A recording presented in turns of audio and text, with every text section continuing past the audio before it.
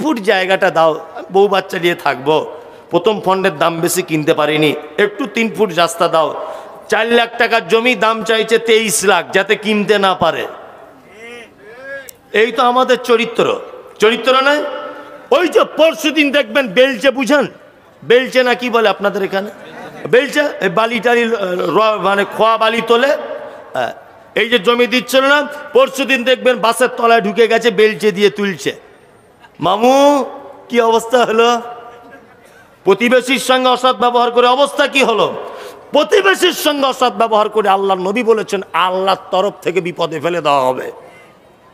কেউ যদি প্রতিবেশীর পিছনে লাগে তা আল্লাহ তার পিছনে লেগে যায়। লাভ হলো না ক্ষতি হলো? ক্ষতি হলো।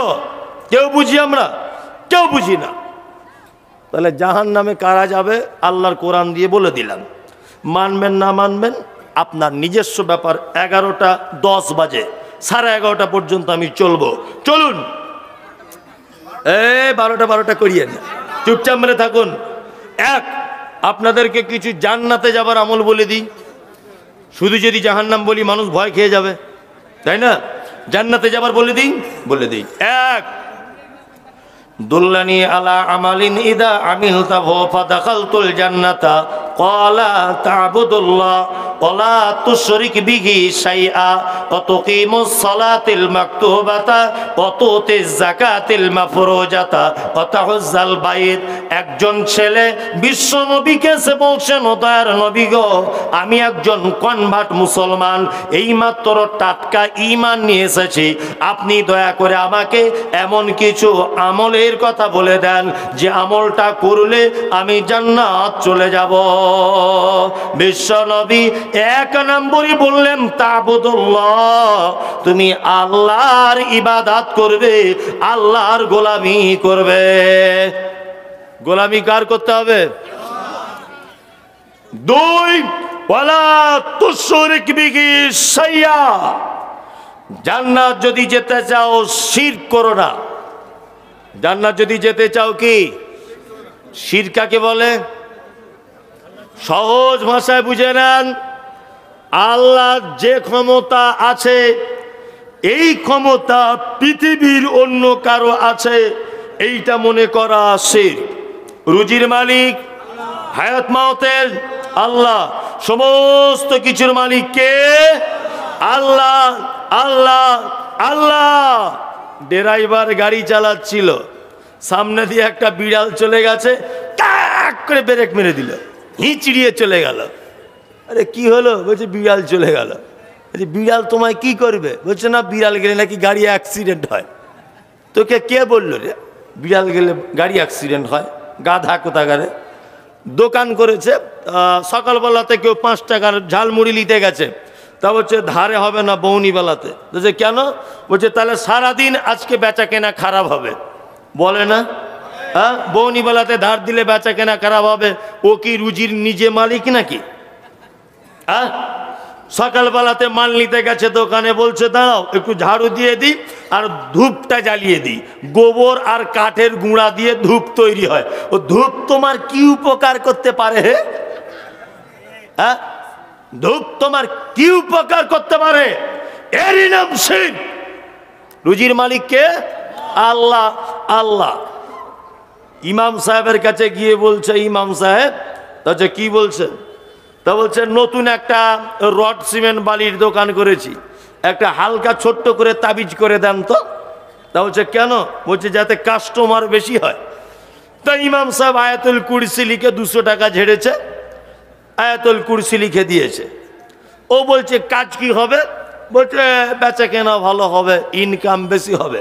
তা আমার মনে মনে ভাবে যে ইমাম সাহেবের বেতন তো 3,500, ও বিল্ডার্সওয়ালাকে তাবিজ না করে ও মসজিদের সেক্রেটারিকে তাবিজ করে নিতে বেতনটা বাড়িয়ে লিখ না। কি বললাম বুঝলেন না? ও 200 টাকা তাবিজ বিক্রি করে খাচ্ছে কেন রডের দোকানদারের কাছে? ও ইমাম সাহেব সেক্রেটারিকে তাবিজ করে একটু বেতন বেরিয়ে লিখ, তবেই তো বলবো বাপের বাটা তোমার তাবিজের জোর। তোমার তাবিজ তোমার ঘরে কাজ হয় না, অন্য জায়গায় কাজ হয়। হ্যাঁ, শিরক, মারাত্মক শিরক। আল্লাহ মালিক রুজির। কে মালিক? আল্লাহ। হায়াত মাওতের মালিক কে? আল্লাহ। আল্লাহ নবী সাল্লাল্লাহু আলাইহি ওয়াসাল্লাম ছেলেটাকে বলছেন, এই যুবক, এই জান্নাত যেতে চাও, ওয়ালা তুশরিক বিহি শাইয়া, শিরক করো না, ও তুকিমুস সালাতিল মাকতুবাতা, ফরজ নামাজ ছেড়ে দিও না, ও তুতিজ যাকাতিল মাফরুজাতা, যাকাত থেকে বঞ্চিত হয়ে যাও না, ও তাহুজ্জাল বাইত, মক্কা থেকে ফিরে আসা এবং যাওয়ার মতো অর্থ যদি থাকে তাহলে তুমি হজ করে নাও, অবশ্যই তুমি জান্নাত চলে যাবে। এইবার আপনাদেরকে একটা কথা বলছি, বলে শেষ করে দিই। এক, আচ্ছা বলুন, জান্নাত পৃথিবীতে যাওয়া যায় অনেক মাধ্যমে, তার মধ্যে বলুন তো পৃথিবীতে কোনো মানুষের মাধ্যমে জান্নাত যাওয়া যায়? কে? মা আর আব্বা, ও জানে, মা আর বাপ, এদের মাধ্যমে কোথায় যাওয়া যায়? জান্নাত যাওয়া যায়। শ্বশুর শাশুড়ি নয়, ওই আব্বা মা নয়, নিজেরটা। কি বললাম বুঝলেন না? নিজের আব্বা মায়ের মাধ্যমে কোথায় যাওয়া যায়? জান্নাত। আল্লাহ নবী সাল্লাল্লাহু আলাইহি ওয়াসাল্লাম তিনি বলেছেন, কি বলেছেন? পিতামাতার পায়ের তলায় জান্নাত। যদি এই হাদিসটা ঠিক নয়, পিতামাতার পায়ের তলায় নয়, হাদিস এইটা ঠিক যে মায়ের পায়ের তলায় জান্নাত, মায়ের পায়ের তলায় জান্নাত। চলুন জান্নাতে যাবার একটা ছোট্ট আমল বলে দিই। আপনাদের এলাকায় একটা লোকের 4 বেটা, বাপ মা বুড়ো হয়ে গেছে। বলুন তো বুড়ো বয়সে বাপ মারা খায় কেমন সিস্টেমে? পালি, তাই না? জায়গির, মনে হচ্ছে ওর বাপ মসজিদের ইমাম সাহেব, তাই না? পালি সিস্টেমে 15 দিন করে ভাগ করে দিয়েছে 4 বেটা। 16 দিন হয়ে গেলে বৌমারা বড় বড় চোখ বার করে। আবার কিছু কিছু বৌমা বলে ক্যালেন্ডার দেখে খেতে পারো না। আবার কিছু কিছু বৌমা বলছে আমাদের তরকারি কি খুব মিষ্টি, ছেড়ে যেতে মন চায় না। বলে আপনার মায়ের বয়স 80 বছর, 75 বছর, বাপের বয়স 85 বছর।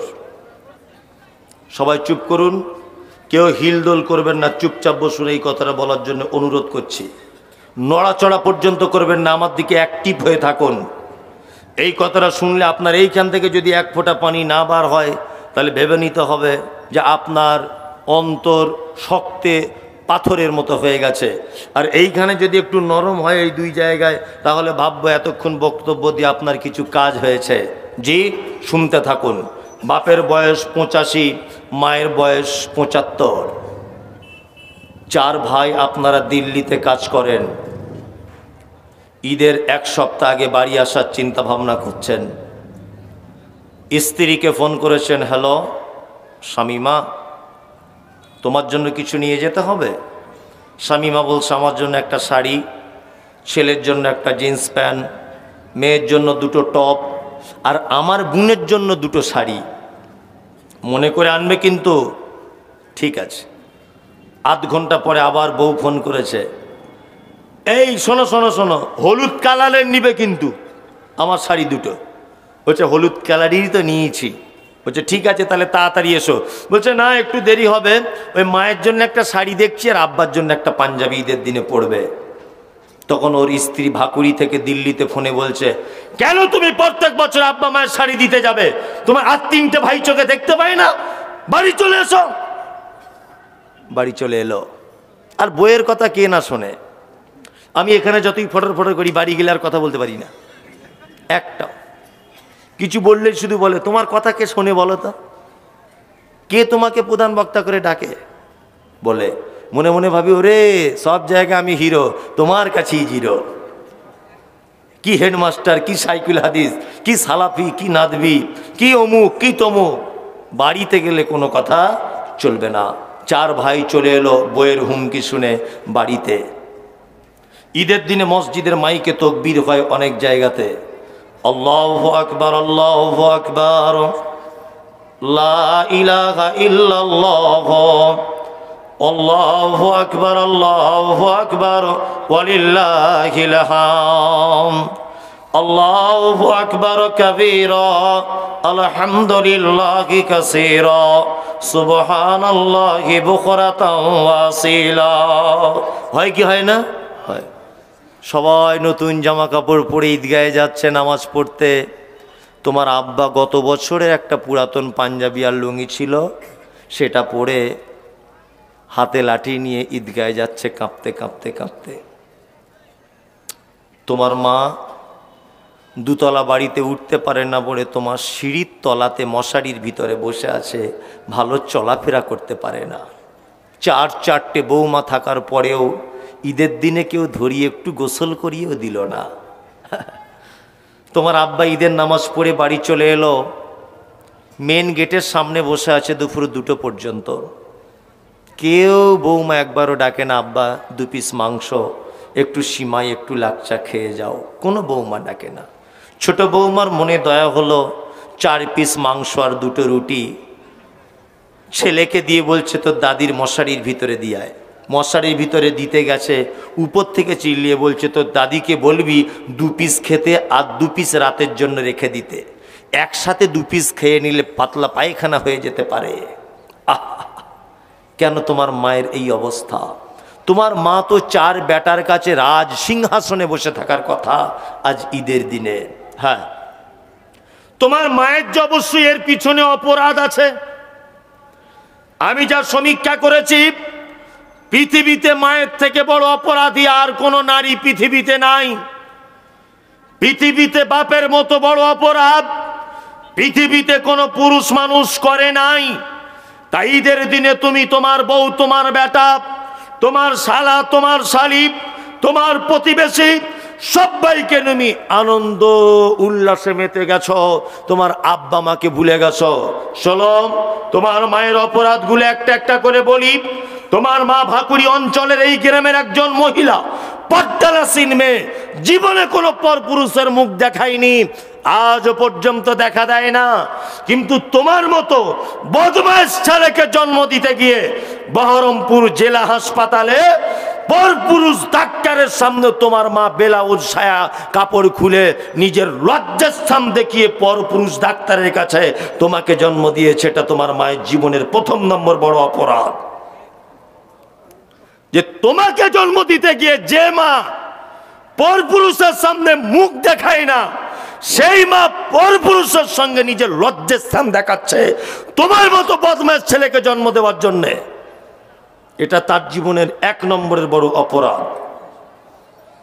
2 নম্বরের বড় অপরাধ, আকবার, আল্লাহু আকবার, লা ইলাহা ইল্লাল্লাহ, আল্লাহু আকবার, আল্লাহু আকবার, ওয়ালিল্লাহিল হামদ, আল্লাহু আকবার কাবীরা, আলহামদুলিল্লাহি কাসীরা, সুবহানাল্লাহি বুকরাতাও ওয়া আসীলা।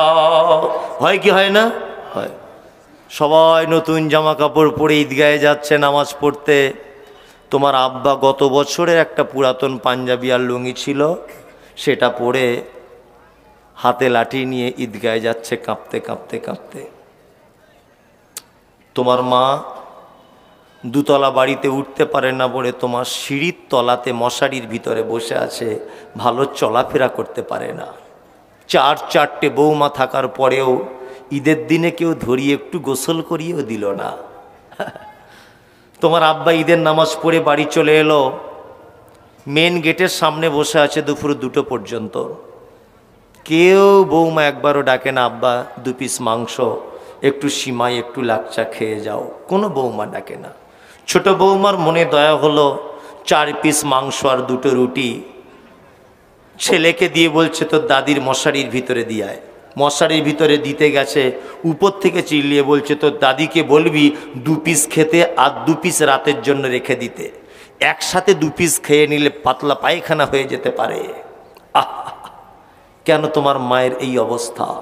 তোমার মা তো 4 বেটার কাছে রাজ সিংহাসনে বসে থাকার কথা আজ ঈদের দিনে। হ্যাঁ, তোমার মায়ের যে অবশ্যই এর পিছনে অপরাধ আছে। আমি যা সমীক্ষা করেছি, পৃথিবীতে মায়ের থেকে বড় অপরাধী আর কোনো নারী পৃথিবীতে নাই। পৃথিবীতে বাপের মতো বড় অপরাধ পৃথিবীতে কোনো পুরুষ মানুষ করে নাই। তাই ঈদের দিনে তুমি তোমার বউ, তোমার বেটা, তোমার শালা, তোমার শালি, তোমার প্রতিবেশী সবাইকে তুমি আনন্দ উল্লাসে মেতে গেছো, তোমার আব্বা মাকে ভুলে গেছো। শোলম, তোমার মায়ের অপরাধগুলো একটা একটা করে বলি। তোমার মা ভাকুড়ি অঞ্চলের এই গ্রামের একজন মহিলা, পর্দানাসীন মেয়ে, জীবনে কোনো পরপুরুষের মুখ দেখায়নি, আজও পর্যন্ত দেখা দেয় না।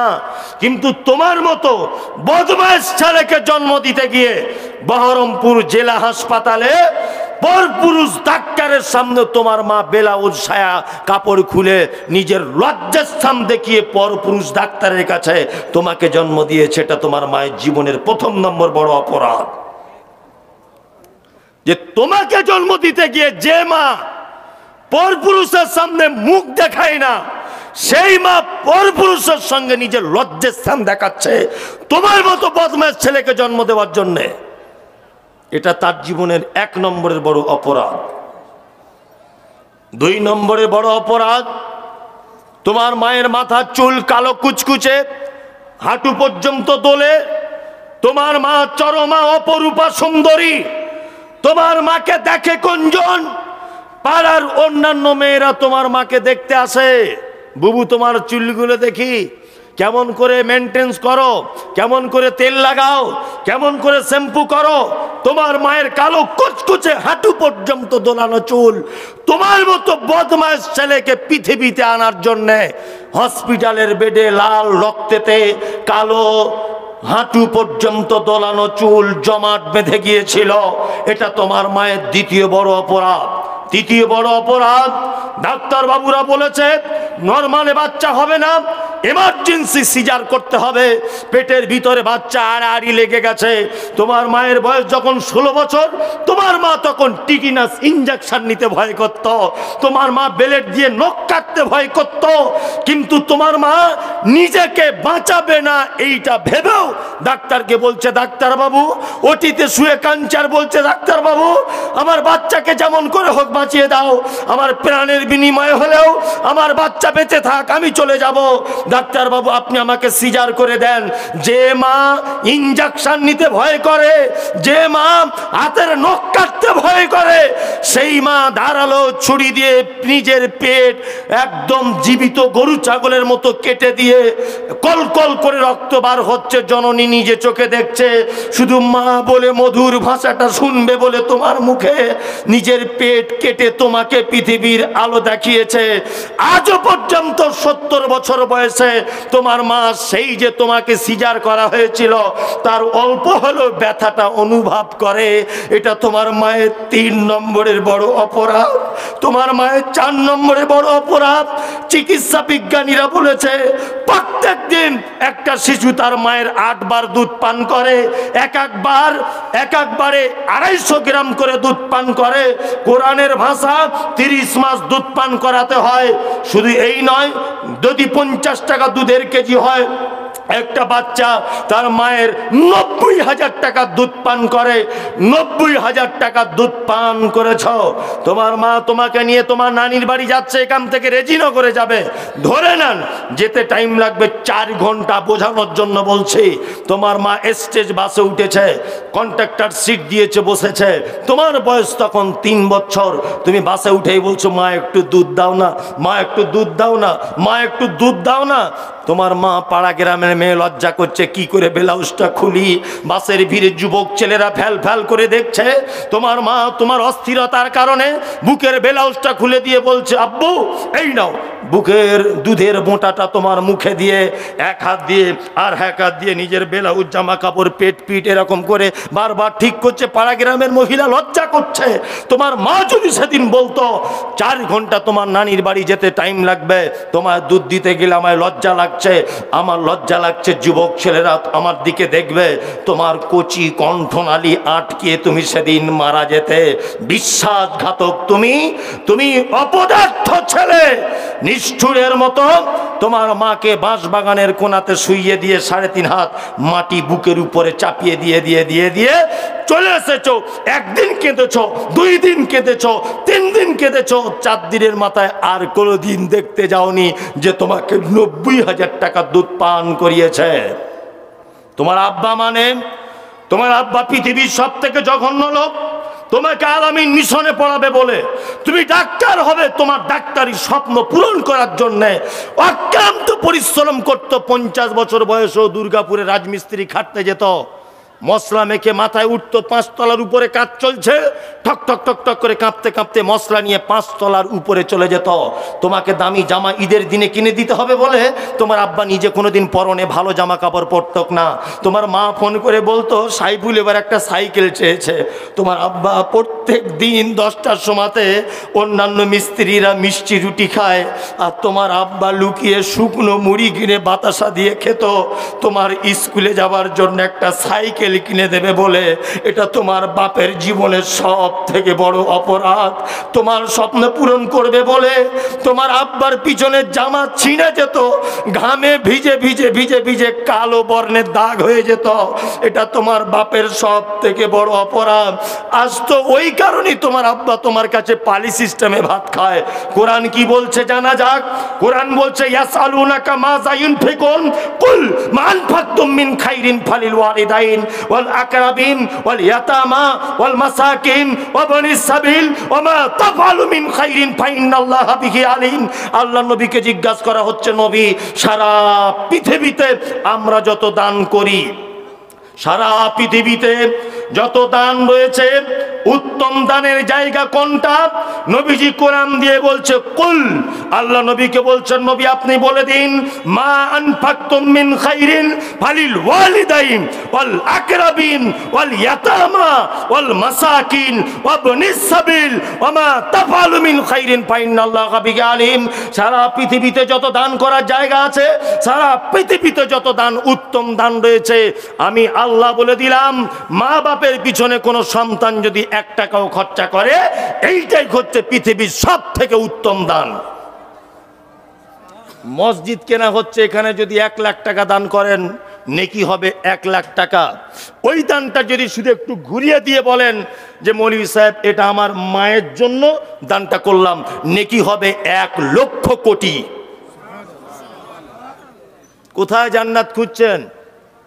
টাকা হয়েছে, ঘন ঘন উমরা হজ করতে যাচ্ছে, মা পালি সিস্টেমে ভাত খায়।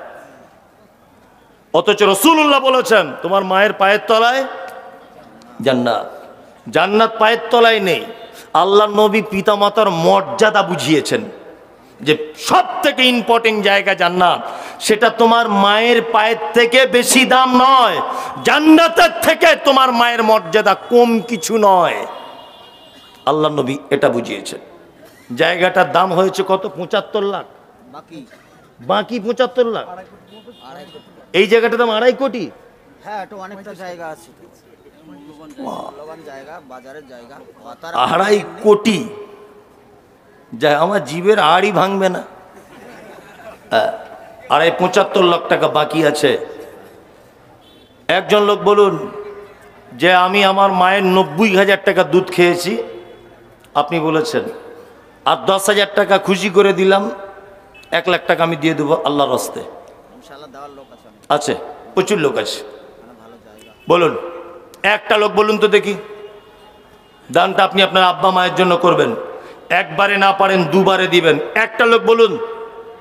2.5 কোটি টাকার জায়গা কিনছে মানে এখানে জাতা লোক বসবাস করে না, অবশ্যই, তাই না? হিম্মত আছে। জি, হিম্মত আছে। একটু মেহেরবানি করে একটা লোক বলুন। আমি আদায় করতে পারি না, কিন্তু এটা আগে বলে দিচ্ছি, আমি বেশি আদায় করতে পারবো না। 5-7 মিনিট বলবো, তার মধ্যে একটা লোক বলুন। আসেন কেউ? আরে 1 লাখ বলেছি, অন্তত 50,000 আপনি বলুন। লাখে থেকে নামা হবে না, লোক ও, লাখে থেকে নামা হবে না। মাশাআল্লাহ, লোক আছে তাই না?